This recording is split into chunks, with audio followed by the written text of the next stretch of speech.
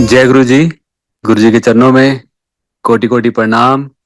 आई हुई सभी संगत को प्रणाम और आप सबका बहुत बहुत स्वागत है गुरु जी के सत्संग में। आइए संगत जी, आज के सत्संग की शुरुआत करते हैं और आज इनवाइट करेंगे अनीता सूद आंटी को। अनीता आंटी आएं और सत्संग शेयर करें। जय गुरु जी, शुक्राना गुरु जी, बहुत बहुत शुक्राना मेरे मालिक, अनंतम अनंतम शुक्राना। एक शुक्राना शब्द बहुत छोटा सा है पर बहुत बड़ा है। सो आई हुई संगत को भी सबको जय गुरु जी। आज गुरु जी ने ये सेवा का मौका दिया, बहुत बहुत शुक्राना गुरु जी का, अनंतम अनंतम शुक्राना। गुरु जी के साथ तो हर एक पल जो है वो सत्संग है, क्योंकि गुरु जी अपने साथ जब मिलाते हैं तो वो भी एक सत्संग है कि हमें पता नहीं, शायद कोई बहुत अच्छे कर्म किए होंगे जो गुरु जी ने हमें अपने साथ लगाया और ये मौका दिया। और आप लोगों का भी बहुत बहुत शुक्राना जो आपने हमें इस लायक समझा।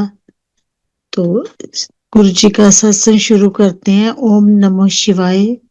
शिव जी सदा सहाय।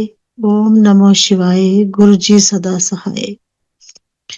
गुरु जी के साथ गुरु जी को हम 98 में जलंधर गुरु जी ने हमें बुलाया, और ये गुरु जी के साथ जुड़ने का भी एक बहुत बड़ा सत्संग है, क्योंकि हम तो गुरु जी को बिल्कुल भी नहीं जानते थे, कुछ भी नहीं मालूम था। बस ऐसे ही अंकल के एक फ्रेंड आए, तो वो यहाँ चंडीगढ़ रहते हैं, तो हमारे पास आए, आके कहने लगे कि भाभी जी असी खाना नहीं खावांगे, असी थोड़ा लेट आवांगे। वो इतना कह के चले गए। तो 2-3 महीने बाद फिर आए, तो फिर उन्होंने ऐसे ही कहा कि आप खाने की फॉर्मेलिटी नहीं करो, तो हमारी कोई मीटिंग है, हम उस पे जा रहे हैं, तो हम थोड़ा लेट आएंगे। जब थर्ड टाइम हुआ तो फिर ऐसे ही उन्होंने कहा, तो मुझे एकदम अचानक मुंह से निकला कि ऐसा कौन सा दोस्त है कि जिसको सब नहीं जानते और काफी पुरानी दोस्ती है। तो हमें पता नहीं भी जलंधर में रहता है तो आपको खाना तो खिलाता है पर सोने के लिए नहीं कहता। ये ऐसा कौन सा दोस्त है, हमें भी बताइए भाई। तो उनकी मिसेज के मुंह से निकला कि असल में आपको सही बताएं भाभी जी, हमारे गुरुजी हैं। तो हमने कहा ठीक है, आपके गुरुजी है तो फिर हमारे भी गुरुजी हैं, आप जाओगे तो हम भी जाएंगे। तो उस दिन उन्होंने कहा हाँ चलो, आप भी चलो। बस उस दिन से हम जाना शुरू हुए, तो उसके बाद हमारा रेगुलर रूटीन ही ये हो गया था। हमारी अपनी एक केमिस्ट की शॉप थी, तो उससे मैं 6 बजे उठ के रिक्शा लेके अपना गुरुजी के पास चली जाती थी, और अंकल रात को 9 बजे शॉप बंद करके आते थे। ऐसे ही काफी टाइम बस चलता रहा। गुरुजी जब भी जा रहा, माथा टेकना गुरुजी के साथ। तो गुरुजी हमेशा सूद आंटी कहते थे, गुरुजी ने कभी भी मेरा नाम नहीं लिया था, हमेशा यही कहते थे सूद आंटी। और थोड़े दिन जब मुझे हो गए जाते हुए, 15-20 दिन हुए होंगे, तो उसके बाद मैं जैसे गुरुजी को जाके शाम को 6 बजे जैसे गई, माथा टेका, तो गुरुजी कहने लगे आ गई है सारे साधु मनता को होके।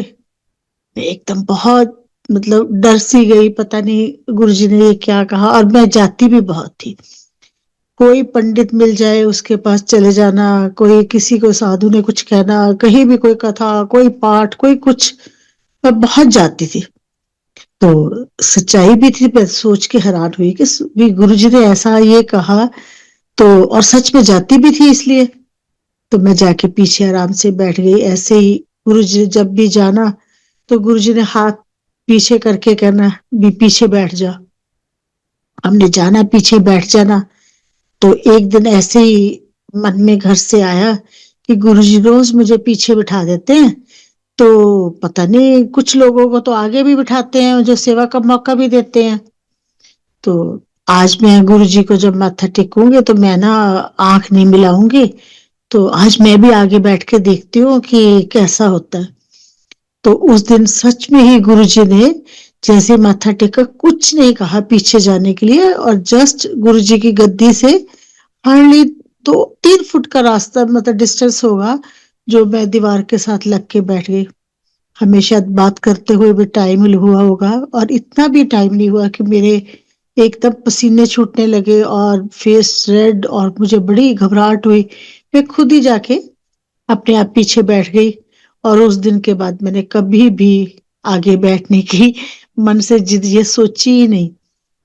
और गुरुजी के साथ तो वैसे भी जब हम जाते भी थे बैठते थे वहां एक ऐसी अलग सी अजीब सी शांति मिलती थी मन में। लगता था कि कुछ यहाँ है। इतनी पॉजिटिव वाइब्रेशन थी, इतना पॉजिटिव हो रहा था गुरुजी के साथ बैठ के। 2 घंटे बीतते पता ही नहीं चलता था कि कैसे बीत गए। शब्द बानी लगनी और पहले तो खैर शुरू शुरू में समझ भी नहीं आती थी क्योंकि पंजाबी कभी हुआ नहीं था ये। पर एक दिन गुरुजी किसी ने कहा कि गुरुजी हमें समझ तो नहीं आती या मतलब शब्द तो क्या करें।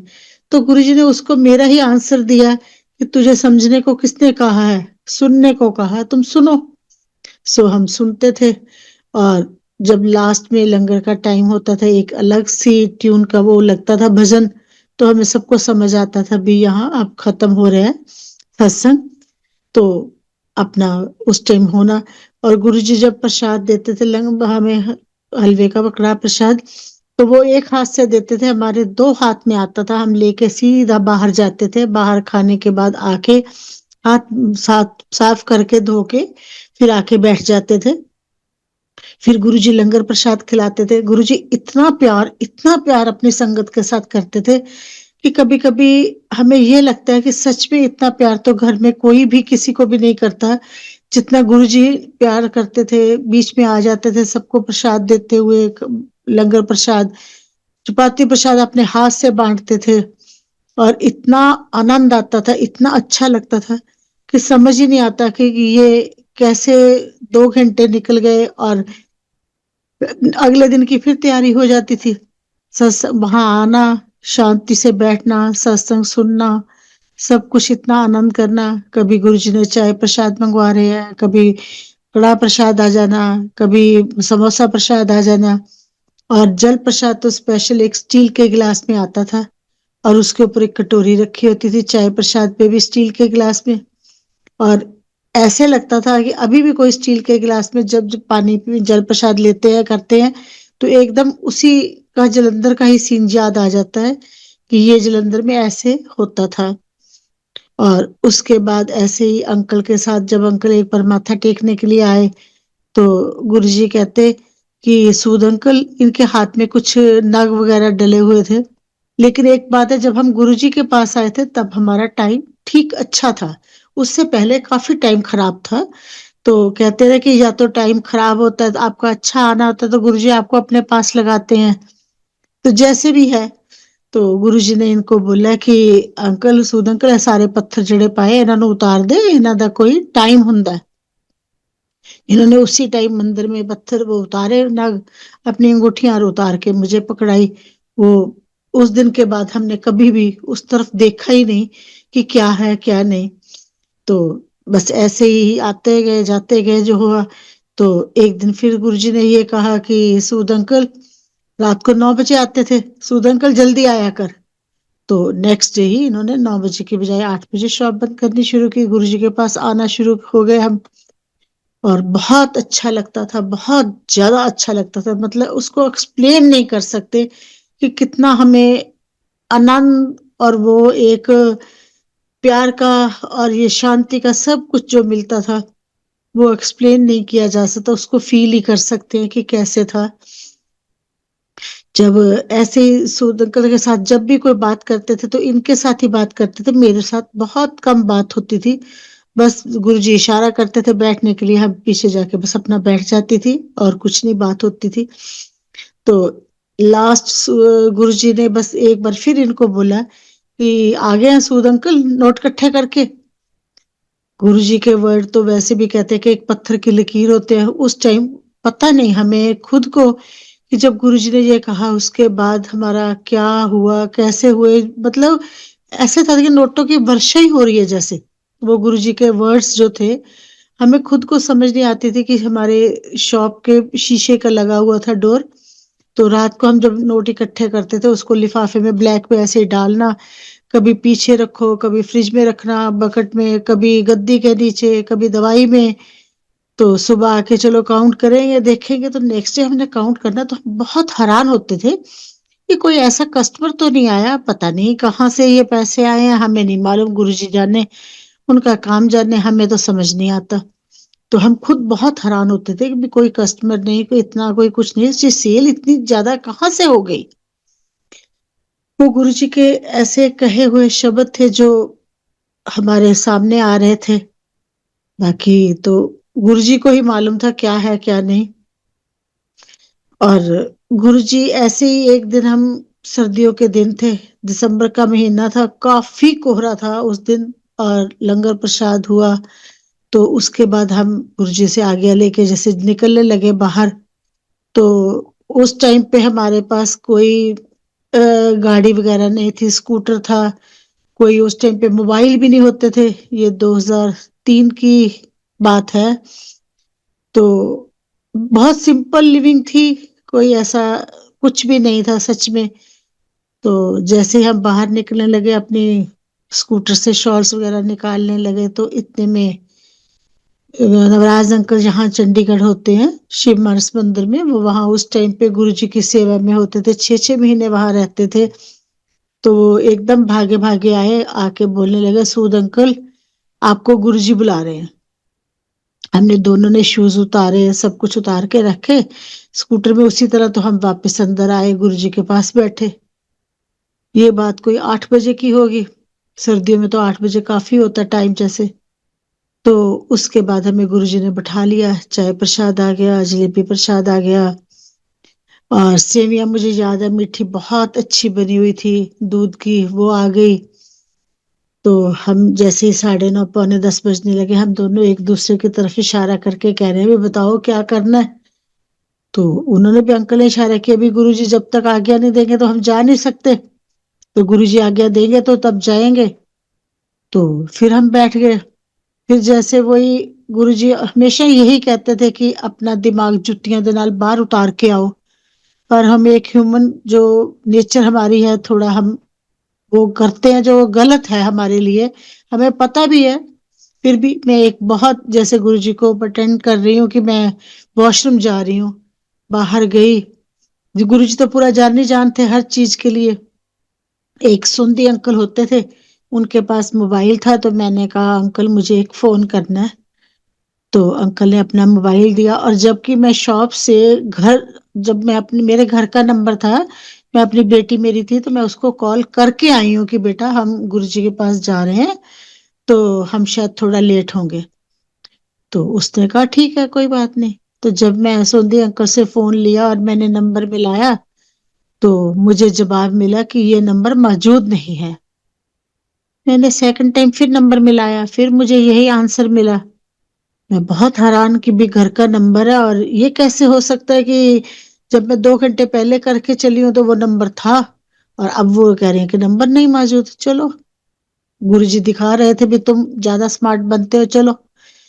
जब मैंने अंकल को फोन वापस दिया तो वो कहते क्या हुआ आंटी, मैंने कहा नहीं वो मिल नहीं रहा। तो अंकल को ये लगा कि इनको शायद फोन चलाना नहीं आया, तो चलो मैं मिलाता हूँ। तो उन्होंने मुझे कहा कि आंटी हाँ आप नंबर बोलो मैं मिलाता हूँ।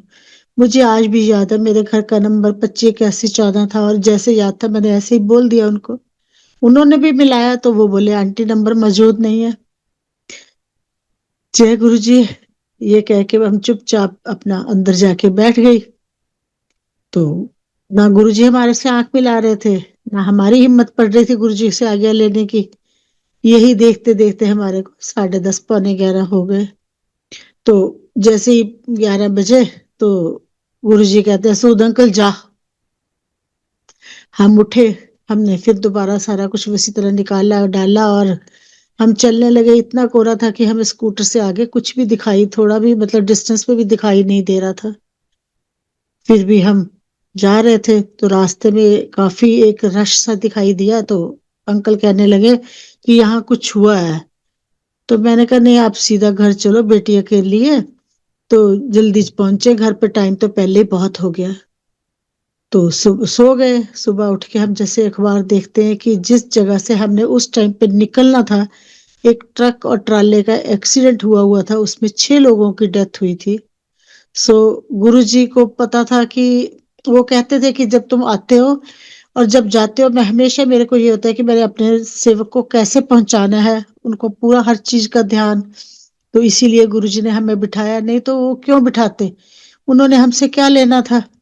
और गुरुजी तो जान नहीं जाना, उनको तो पता था अभी रास्ते में ये प्रॉब्लम आएगी, उस प्रॉब्लम को पहले ही इनको मैं सेव कर लूं।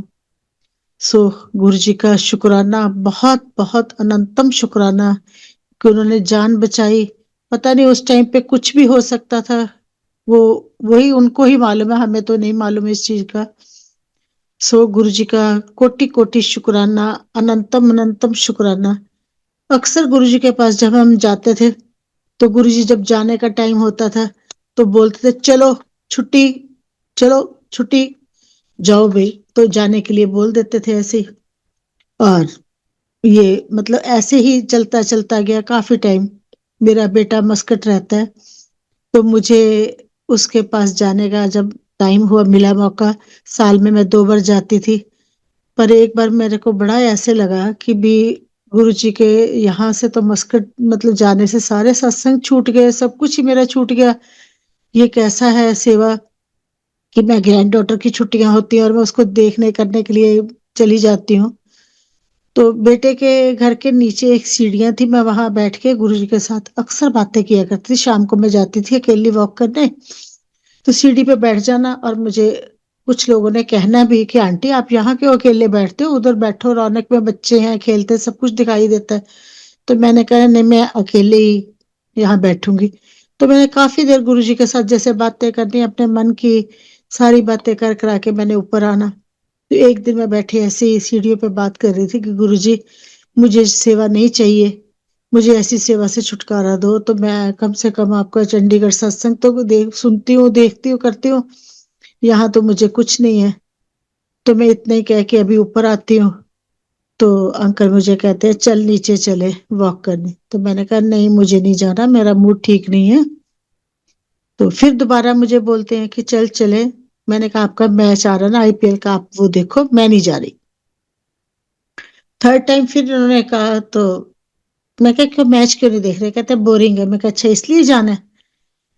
सो गुरुजी ने इतनी छोटी छोटी पल पल की बात हमारी ऐसे सुनते हैं, ऐसे सुनते हैं कि सच में मैं तो मतलब बता ही नहीं सकती। तो इतने में हम नीचे जाके उसी शेल्फ पे बैठते हैं जहां लोग मुझे रोज कहते थे यहाँ बैठा करो।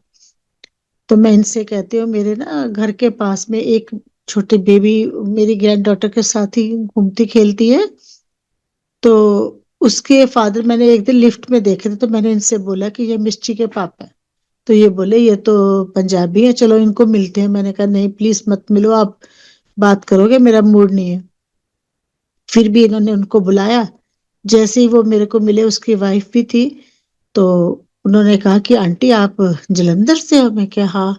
तो आप गुरुजी को, मैं क्या क्या क्या क्या क्या कहते आप जानते हो। मैं क्या जानते नहीं, हम तो मानते हैं बहुत ज्यादा, बहुत मन से। हाँ बताइए। कहती आंटी मेरे घर में ना परसों सत्संग, आप आओगे।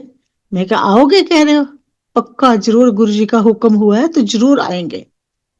हम बड़े खुश, बहुत ज्यादा मन में इतनी खुशी कि वाह क्या बात है, क्या मांगा और इतनी जल्दी गुरुजी ने दे दिया। मैंने कहा ऊपर जाके अभी बच्चों को नहीं बताना, परसों चलेंगे। तो जब वो सत्संग का दिन आता है, तो मेरी डॉटर इन लॉ फोन करके मेरे से पूछती है ऑफिस से कि मामा मिस्टी के घर पूजा रखी है, कंफर्मेशन देनी है, तो आप जाओगे। मैं कहा हाँ बेटे जाएंगे, चले जाएंगे। तो उसके बाद हम 5 बजे पूरा तैयार त्यार हुए, तो चलो उसको ग्रैंड डॉटर को भी साथ लिया। तो हम जाने लगे, तो डॉटर इन लॉ आती है, वो कहती है कि मामा आप सत्संग पे जा रहे हो। मैं कहा हाँ बेटा, चलो मैं भी चलती हूँ। उसने अपना पर्स रखा, वो भी चली गई। बहुत अच्छा लगा, उन्होंने भी जाके माथा टेका, चाय प्रसाद लिया, सब कुछ हुआ, बहुत मन को खुशी हुई। और आप मानोगे नहीं कि मैं उस टाइम 2 या 3 अप्रैल थी जब मुझे सत्संग मिला। मैंने 18 अप्रैल को वापस आना था, 17 को मेरे बेटे का बर्थडे होता है, तो 18 की हमारी वापसी थी। वो 2 तारीख से लेके 18 तक मुझे कम से कम 12-13 सत्संग मिले। और वो लोग इतने हैरान थे कि आंटी हमारे तो फ्राइडे टू फ्राइडे सत्संग होता है, हमारे तो कभी ऐसा सत्संग हुआ नहीं, और जो कहे कल मेरे घर है, परसों मेरे घर है, चौथ, ऐसे ही मतलब उन्होंने सबने रखे। वो कहते हम बड़े हैरान है, हमारे तो छुट्टी के बिना सत्संग नहीं होता, ये कैसे? मैं क्या गुरु जी पिछले सारे जो 3 महीने के सत्संग है वो पूरे कर रहे हैं मेरे मन की इच्छा पूरी करने के लिए।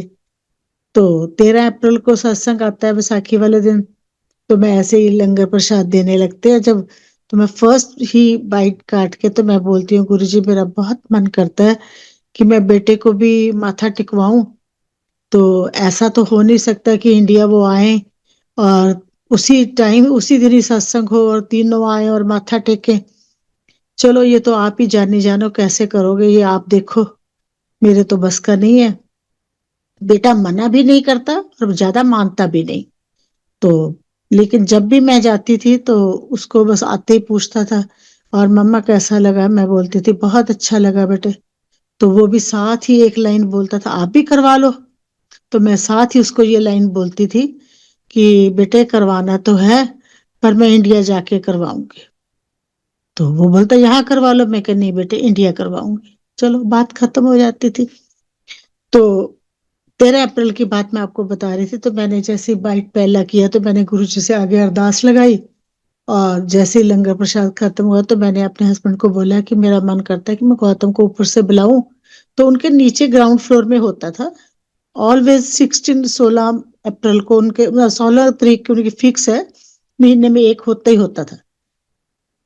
तो उनके घर सत्संग था, तो मैं ऊपर बुलाने के लिए बेटे को फिर बाहर निकली कि चलो उसको बुलाती हूँ। तो आगे देखो गुरुजी की महिमा कि उसका फ्रेंड मिलता है। हमारा तो इंडियन नंबर होता है, तो नीचे आके तो वाईफाई के बिना नहीं चलता, ऊपर तो वाईफाई से चलते रहते नंबर। तो मैंने उसे बोला कि राहुल गौतम कहाँ है? तो कहता आंटी ऊपर है। मैं क्या, 1 मिनट कॉल मिलाना एक, आंटी आपने बात करनी है? मैं क्या हाँ। उसने नंबर मिलाया तो मैंने उसे बेटे को बोला कि बेटा 1 मिनट नीचे आना, और मैंने झट से फोन बंद कर दिया कि वो आगे कुछ पूछे मेरे से बताऊं। तो वो 1 मिनट में नीचे आता है और मुझे हक करके बड़े ऐसे इनोसेंट वे से पूछता है, हाँ मामा बताओ कहाँ माथा टेकना है। मैं तो हैरान कि क्या गुरुजी आपकी मैम में है, ये कैसे, ये क्या हो रहा है? और मैं उसको अंदर लेके गई, उसने लेट के पूरा दंडवत करके प्रणाम किया गुरुजी को, और मुझे बोलता मामा मेरे हाथ साफ नहीं है, आप प्रसाद मेरे मुंह में डाल दो। मैं तो इतनी हैरान, इतनी इतनी ज्यादा हैरान हो गई कि गुरुजी ये आपने कैसे ये चमत्कार किया कि वो तो कभी आएगा नहीं, बोलेगा मामा आप जो मर्जी करो मुझे मत कुछ कहो। पर पता नहीं वो कैसे आया, कैसे गुरुजी ने उसके मन में डाला, कैसे उसने माथा टेका, कैसे प्रसाद लिया। और उसके बाद मैं देखो 1.5 2 दिन रही हूँ, और उसने एक बार भी गुरुजी ने उसके मुंह से नहीं निकलवाया कि मम्मा आपने मुझे कहाँ बुलाया था, क्यों बुलाया था, ये क्या करते हो। मतलब उसने जैसे बिल्कुल ब्लैंक कर दिया। चलो मैं आ गई वापस मस्कट से यहाँ, और मैं 2 4 दिन के बाद ऐसे ही फोन करती हूँ। तो पूछा उससे दीपा कहाँ है, तो वो मुझे जवाब देता है कि आप तो वो सत्संग पे गई, आप तो चले गए, उसको भी लगा गए हो। मुझे बड़ी खुशी हुई कि चलो अच्छी बात है। फिर मैंने उसे जवाब दिया कि बेटा अच्छी जगह ही लगा के गई हूँ, कोई गलत जगह थोड़ी है जहाँ वो शुरू हुई है। कहता हाँ बस वो भी जाती है। चलो बहुत अच्छा लगा, बड़ी खुशी हुई कि चलो बच्चे लग गए, बच्चों को भी गुरुजी ने अपनी तरफ लगाया है, बहुत अच्छा है। मेरी ग्रैंड डॉटर तो जब छोटी थी हमेशा ये माँ दादी आप सत्संग जा रहे हो? सत्संग में भी जाऊंगी, सत्संग में मैंने भी जाना है। बड़ी ऐसे प्यार से बोलती थी, बहुत अच्छा लगता था। तो मेरे साथ ही हमेशा वो जाती थी, और मैं उनके ग्रुप की मेंबर बन गई। ऑलवेज मुझे हर पता लगने लगा कब ग्रुप में क्या है, कब सत्संग है, कब नहीं है। और वहां की संगत भी इतनी अच्छी थी कि ऐसे लगता था कि बस वो बच्चों से भी ज्यादा प्यार करते। जबकि हमें तो वहां ड्राइव नहीं कर सकते थे, राइट और लेफ्ट वाली बात, तो वो खुद ही लेके जाते, खुद ही छोड़ के जाते घर पे। और इवन मेरी डॉटर ने भी हमेशा यही कहना, मम्मा आपने जाना है तो बताओ हम छोड़ आएंगे, कोई बात नहीं आप जाओ, आपने क्यों नहीं जाना? हम जाएंगे। मैं कहा बेटा कोई ऐसी बात नहीं, ले जाएंगे या छोड़ भी जाएंगे। तो इतना अच्छा लगता है कि अब तो मुझे कोई कहे ना मस्कट जाना, तो मुझे बिल्कुल भी कोई फर्क नहीं लगता। आप मानोगे नहीं कि कोविड का टाइम पे भी हमने 18 मार्च को हमारी 21 मार्च की फ्लाइट थी, 18 मार्च को फ्लाइट सारी बंद हो गई। तो उस चक्कर में मुझे 11 महीने बेटे के पास रहना पड़ा, कोविड के टाइम पे भी। पर हमारे को कोविड में भी मस्कट में पूरे सत्संग मिलते रहे। जैसे मैंने बताया कि 16 तारीख को, 7 तारीख को उनके फिक्स डेट्स हैं। तो वो हमें घर पे बुलाते थे, वो कहते थे कि आप आंटी संगत नहीं हो, हम संगत को नहीं बुला रहे, आप तो हमारे पेरेंट्स की तरह हो, आप आओ बैठो सत्संग अटेंड करो, कोई बात नहीं। तो हम हमेशा वहां उनके पास जाना, थोड़ा डिस्टेंस पे आपस में बैठ जाना और सत्संग होना। हमने पूरा सत्संग अटेंड करना, हमें इतना अच्छा लगता था। हम सोचते थे इंडिया में होते तो हमें ये मिलने ही नहीं थे। देखो गुरु जी की कितनी कृपा है हमारे पे कि हमें कोविड में भी वो सत्संग दे रहे हैं। ऐसे ही एक मंथ ऐसे था कि वो उनके हस्बैंड को शायद में भी कोरोना हुआ। तो उन्होंने कहा कि आंटी इस बार ना हम सत्संग नहीं कर रहे। तो मैंने कहा कोई बात नहीं, चलो ठीक है। फिर बाद में पता चला कि वो सोचते हैं कि हम अकेले बैठ के ऐसे करेंगे। तो मैंने बोला कि चलो आप ऐसे करना, गद्दी का प्रसाद कोई बात नहीं आप भेज देना, तो बाकी और कोई ऐसी बात नहीं है। तो वो प्रसाद देने के लिए भी हेजिटेशन उनको इसलिए थी कि भी मेरे हस्बैंड को कोविड हुआ है, क्या उनको पता चलेगा तो वो कहेंगे भी हमें आपने क्यों दिया। तो फिर मैंने उनसे बोला, मैंने कहा देखो ऐसी कुछ नहीं है रितु, आपने प्रसाद गुरुजी को दिया ना, अगर गुरुजी ने खाया है तो मुझे खाने में कोई भी परहेज नहीं है। तो इसलिए मुझे मालूम है गुरुजी बैठे हैं, कोई ऐसी प्रॉब्लम नहीं, आप मुझे एक चम्मच प्रसाद भेजो। और मैंने सबको घर में दिया, हमने भी लिया, क्योंकि हमें गुरुजी पे विश्वास है, हर चीज पे हमें उनका फेथ है कि हमारे गुरुजी बैठे हैं, जब उन्होंने खा लिया तो वो प्रसाद वैसे ही कोई उसमें प्रॉब्लम नहीं होगी। सो इस तरह से कोविड में भी हमें जो बहुत मतलब अच्छी तरह से हमारा टाइम निकला, सत्संग मिलते रहे, सत्संग होते रहे, सब मतलब कि बहुत आनंद आता रहा।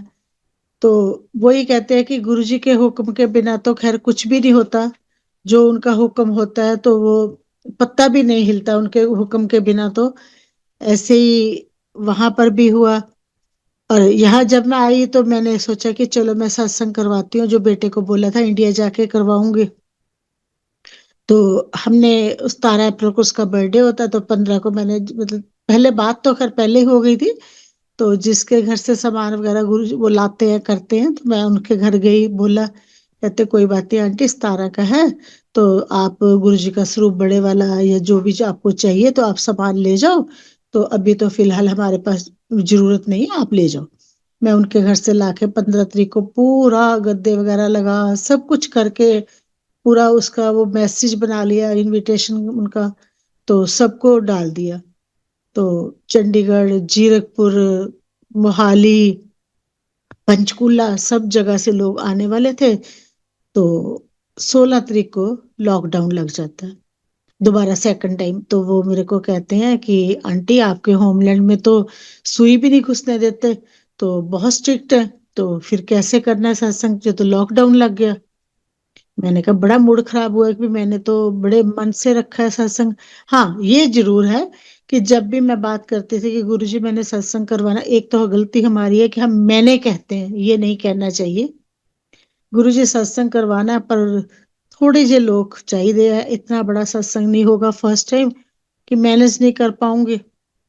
जब भी मुंह से निकलता था तो 25-30 लोग, 25-30 लोग बस ऐसे ही निकलता था मुंह से कि सत्संग तो करवाना है, पर 25-30 लोग होने चाहिए। और ऐसा ही हुआ कि लॉकडाउन हो गया। तो हम जैसे ही लिफ्ट से नीचे उतरने लगते हैं तो मैंने इनसे कहा कि ऐसा तो नहीं होगा कि हम गुरुजी को बुला लें, बाद में हम कहें गुरुजी लॉकडाउन हो गया अब आप मत आओ। मैं कहा जैसे भी होगा हम चाहे दोनों बैठ के करेंगे, पर सत्संग तो हम करेंगे, ये तो होगा ही होगा। जैसे ही नीचे उतरी तो फ्रेंड्स सारी कहने लगी कि मैंने कहा भी ऐसे ऐसे लॉकडाउन हुआ तो मैं सत्संग नहीं कर रही। तो वो कहने लगी क्यों, सारा दिन तो हमारे साथ बैठती है, तो तब तेरे को कुछ कोरोना का डर नहीं है, तो अब तू कोविड कह रही है कि इसकी वजह से, कहते हम तो आएंगे। मैंने कहा आइए, वेलकम। 10-12 लोग होमलैंड से आ गए। इवन मेरी बेटी लोकल है, वो भी नहीं आ सकी चंडीगढ़ से। तो हम घर के लोग थे।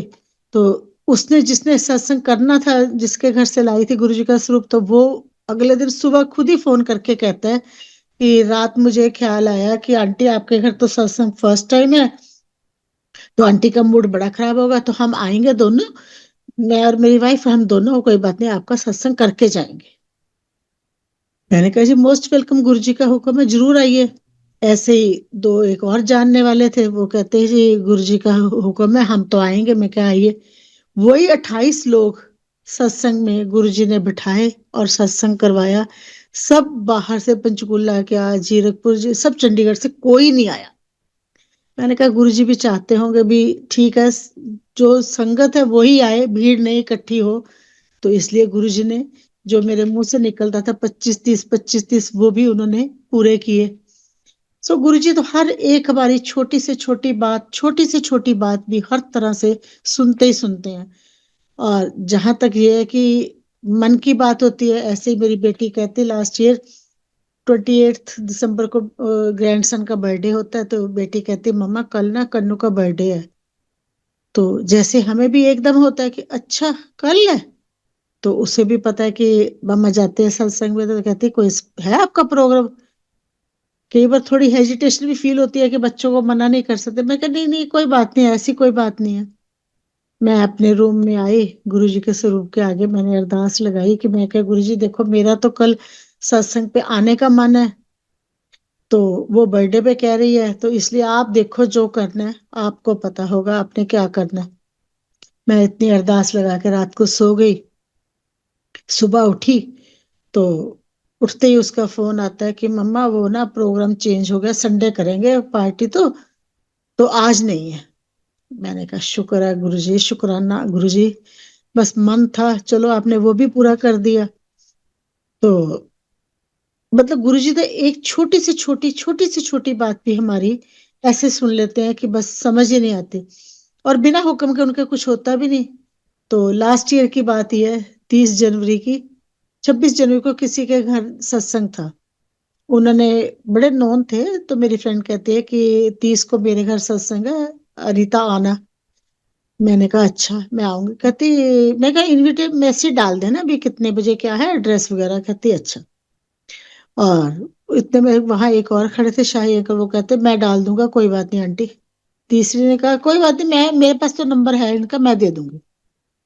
और जब मैं घर आई तो अंकल ने बोला कि 30 को तो ऐसे घर पे गेस्ट आ रहे हैं, तो नाइट स्टे के लिए। मैं कहा अच्छा कोई बात नहीं, चलो माथा टेकने तो जरूर जाऊंगी, बाकी गुरु जी के हुक्म पे है। तो आप मानोगे कि 3 लोगों ने कहा था डालने के लिए, तीनों लोगों में से उसने कहा उसने डाल दिया होगा, उसने कहा उसने डाल दिया, तीनों में से किसी ने मैसेज ही नहीं डाला कि गुरुजी कहते तू दो मंच ना रह चिता, तू अपने आराम ना कर, गेस्ट अटेंड कर, कोई गल नहीं, तेरी हाजिरी लग गई। उन्होंने इनविटेशन ही नहीं भेजा। ये है गुरुजी का हुक्म। अगर हुक्म नहीं है, आप जाना चाहो तो भी नहीं जा सकोगे, और अगर गुरुजी का हुक्म है, आप नहीं जाना चाहते तो भी आपको वो भेज देंगे। ये तो सब उनके हुक्म की बात है। तो गुरु, हम बड़े मंदिर गए एक बार, और फर्स्ट टाइम जब मैं गई तो अकेले गई थी, सेकंड टाइम भी अकेले गई, तो थर्ड टाइम हम इकट्ठे गए। और उस टाइम भी हमने अमेरिकन वीजा लगवाने के लिए जाना था, मेरा तो मन था ही नहीं वीजे का, तो मैं कहती थी नहीं वीजा ना ही लगे वाली बात थी। वही सच्ची बात है कि वो तो लगा नहीं। पर हम गुरु जी के मंदिर गए माथा टेकने के लिए। जैसे ही हमने माथा टेका, मैं बैठ गई मतलब उनके दरबार में, और अंकल ने माथा टेका तो एक सेवादार ने उनको एक डोर, जो दरवाजा सामने वाला, उधर से बाहर कर दिया। ये बाहर चले गए, मैं अंदर बैठी थी, वहां हमें चाय प्रसाद मिला। खैर चलो, वो हमें थोड़ा सा फिर वही आता है ना मन में भी, आपने माथा टेका आप बैठे नहीं, तो मैं दोबारा इनको सीनियर सिटीजन के रास्ते से फिर लेके आई। फिर नहीं, आप थोड़ी देर बैठो दरबार में, हम इतना आए भी हैं, तो कम से कम हमें थोड़ी देर बैठना भी चाहिए हाजिरी के लिए। तो जैसे ही फिर बिठा माथा टेका इन्होंने, तो सेवादार ने दूसरे रास्ते दरवाजे से दूसरी तरफ से बाहर निकाल दिया। मैंने कहा इसका मतलब गुरुजी का हुक्म नहीं है आपको बैठने के लिए।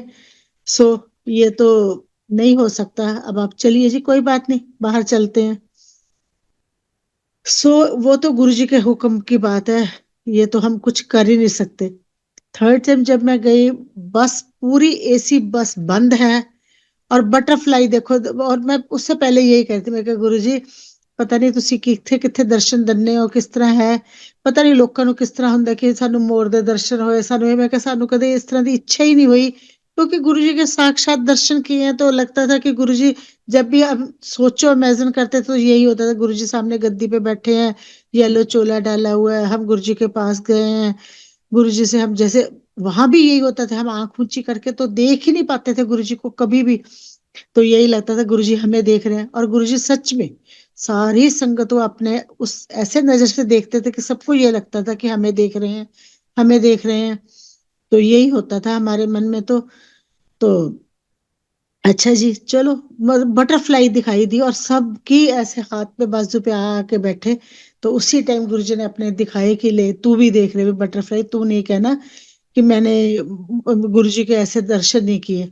और मैं कई बार कहती थी कि लोग कैसे कहते हैं कि गुरुजी हमारे स्वप्न में आए, गुरुजी हमें वहां। मैं कहा अच्छा, यहाँ हम इन चीजों पे जाते ही नहीं थे, हमें लगता था कि साक्षात वो गुरुजी को देखा कि तो सामने हमें भी उसी पे दिख जाते थे कि ऐसे गद्दी पे हैं। तो जी है।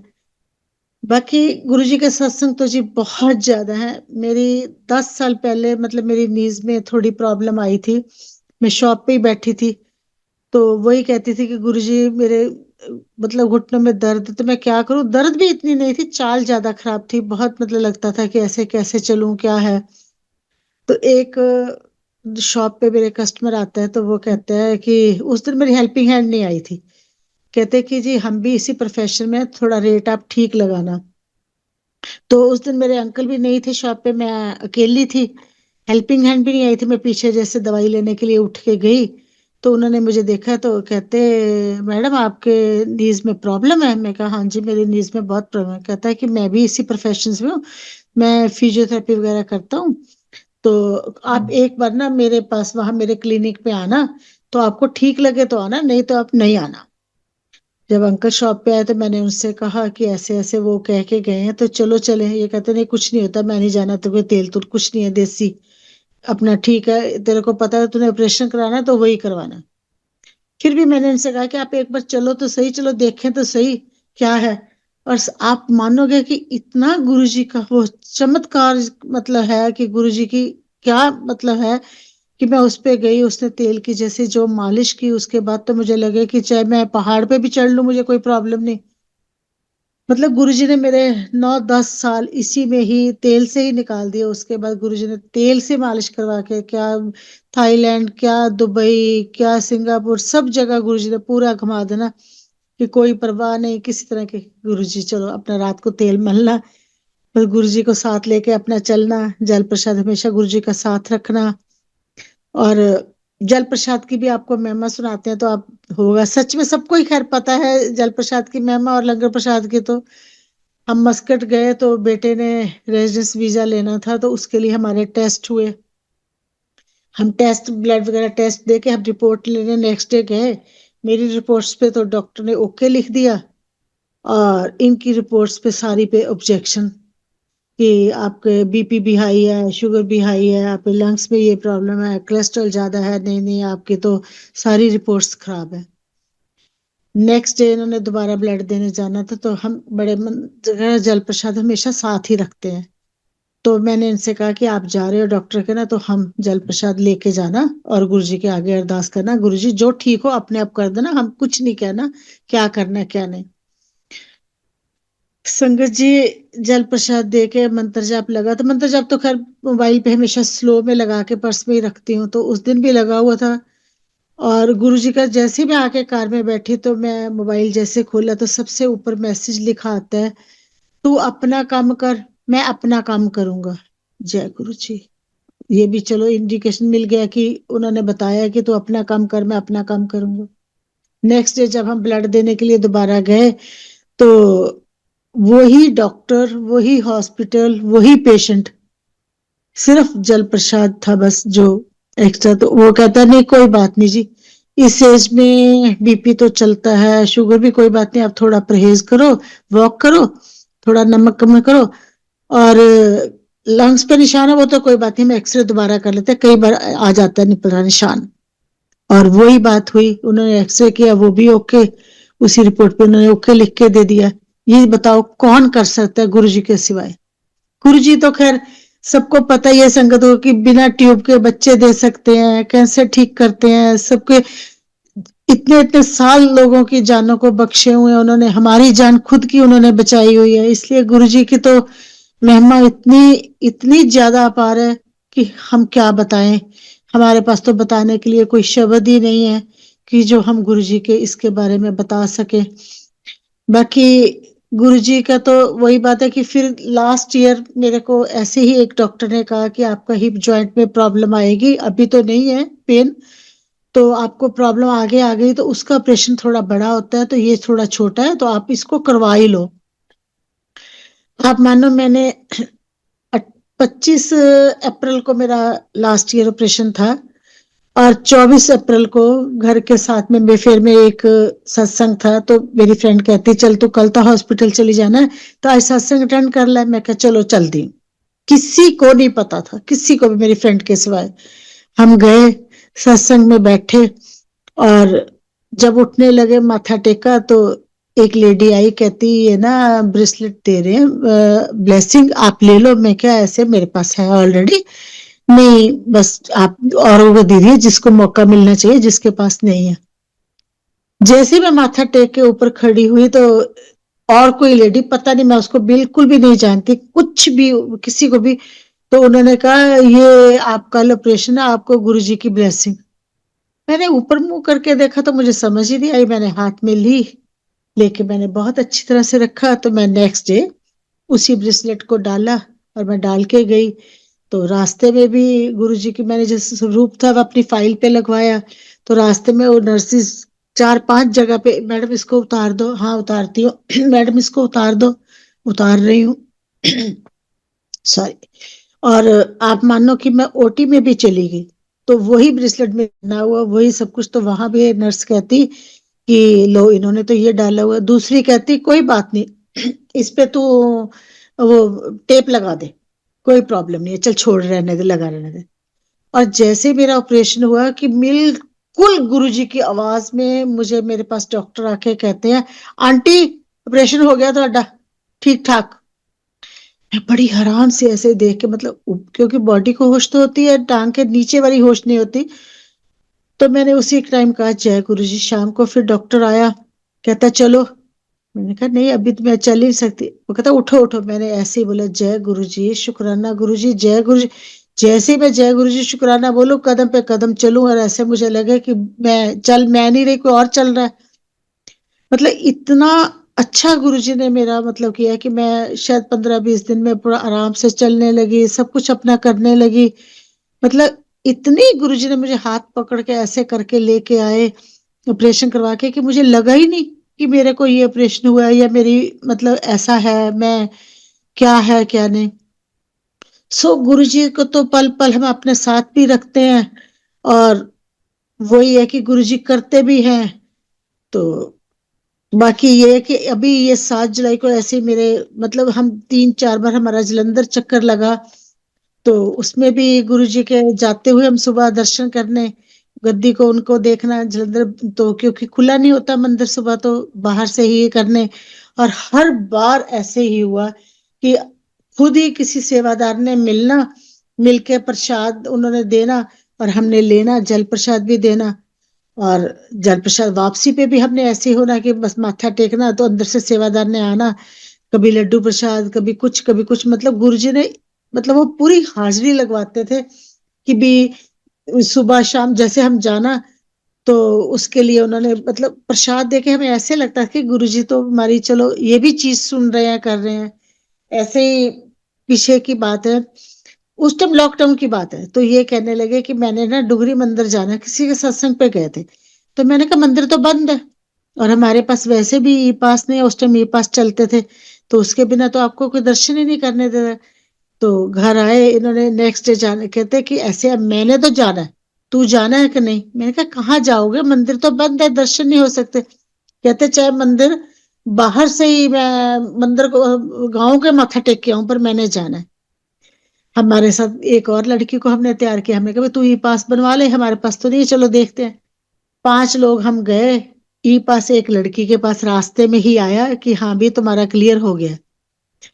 और संगत जी आप विश्वास नहीं करो, हम ये सोच के गए थे कि शायद हमें 5 बजे दर्शन होंगे, तो लोग कहेंगे भी ई पास नहीं है, चलो आप आए हो तो सारी संगत के बाद आपको दर्शन कराएंगे।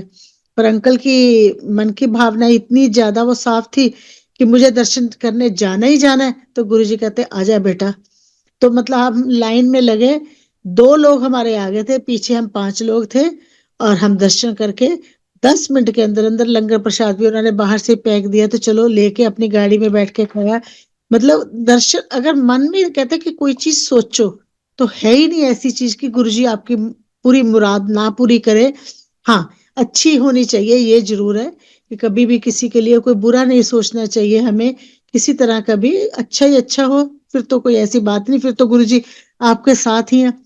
और देखिए, मेरी बेटी शादी से पहले गुरुजी के पास जाती थी आती थी, उसके बाद उसकी 2004 में शादी हो गई। उसके इन लॉज इस्कॉन को मानते हैं, तो चलो वो भी अपने खुश थी अपनी फैमिली में, तो हमने भी कभी उसको ये नहीं कहा था कि भी तू गुरुजी को बस चल या ना जा, जो भी उसका मन था वो अपनी मर्जी से करती थी, ठीक है।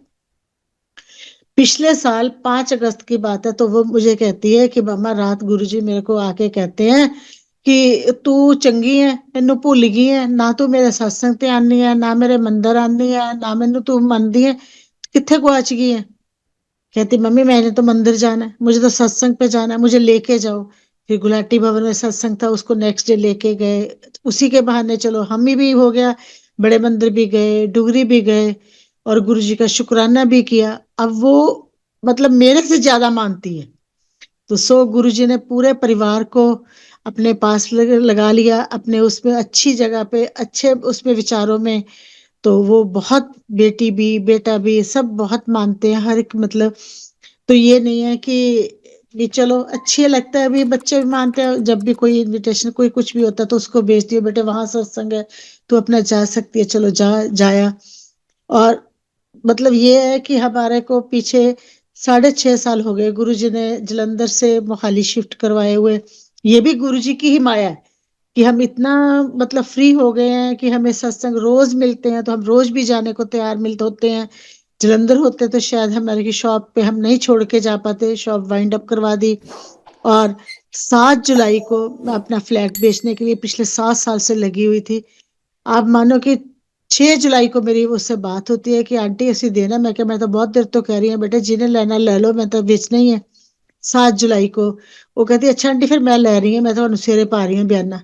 7 जुलाई को गुरु जी के बर्थडे वाले दिन देखो, इतनी अच्छा मतलब हुआ कि मैंने कहा शुक्र है, चलो मेरी तो जान छूटी। गुरु जी मतलब हर छोटी से छोटी बात भी हमारी पूरी हर तरह से सुनते हैं, जितनी भी मतलब कोई आप उनसे अरदास करो, तो कौन सी ऐसी चीज है जो गुरुजी नहीं सुनते। बाकी गुरुजी के पास बैठ के इतनी मन को शांति मिलती, इतना सुकून, इतना आराम कि मैं आपको बता नहीं सकती। ऐसे ही बेटा बहरीन भी गया 1 साल, वहां भी देखो बहरीन में भी मुझे, मैंने बस व्हाट्सएप पे डाला कि कोई संगत है तो मुझे बताओ, उसी दिन मैसेज आया कि हाँ जी बहरीन में ये संगत है, ये फोन नंबर है, आप उनके पास जाओ, मिलो, कोई ऐसी बात नहीं है।